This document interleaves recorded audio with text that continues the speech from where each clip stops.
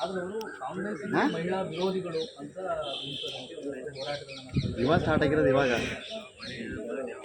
ಹಾಂ ಸಾರಿ,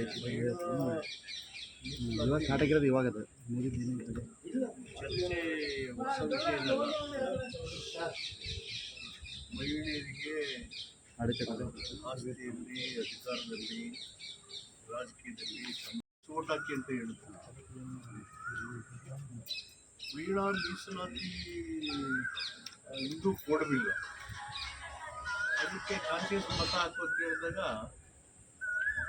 ಓವರ್ವೆಲ್ ಮೆಜಾರಿಟಿಯಿಂದ ಹಿಂದೂ ಕೊಡಬಿಲ್ನ ಸೋಲಿಸಿ, overwhelming majority defeat Hindu ಕೊಡಬಿಲ್. ಅದು ಮಹಿಳೆಯರ ಸಮಾನತೆ, ಸಮಾನ ಅವಕಾಶ, ಉದ್ಯೋಗ, ವೇತನ, ಎಲ್ಲ ವಿಭಾಗಗಳಲ್ಲಿ ಅದಕ್ಕಿಂತ 12ನೇ ಶತಮಾನದಲ್ಲಿ ಬಸವಣ್ಣವರು ಜೆಂಡರ್ ಡಿಸ್ಕ್ರಿಮಿನೇಷನ್, ಲಿಂಗ ತಾರತಮ್ಯದ ವಿರುದ್ಧವಾಗಿ ಅವರ ಮನೆಯವರ ವಿರುದ್ಧ ಪ್ರತಿಭಟನೆ ಮಾಡಿ ಆಚೆ ಕೊಟ್ಟಿದ್ದಾರೆ. ಜನವರ ಉಪನಯನ ಆಗ ಉಪನಯನ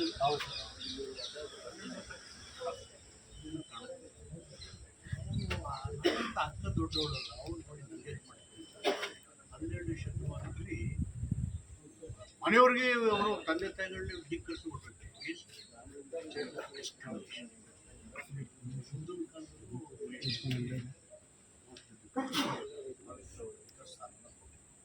ಇದು ಭಾರತ ದೇಶದ ಇತಿಹಾಸ. ಹಿಂದೂ ಕೋಡ್ ಬಿಲ್ಲು ಸೋಲ್ಕಾದ್ಮೇಲೆ Baba Saheb Ambedkar design the minister, law minister, intender destination defeat ಮಾಡಬೇಕು. ತದನಂತರ ಅನೇಕ ಪ್ರಯತ್ನಗಳು ಕಾಂಗ್ರೆಸ್ ನಡೆದಿದೆ.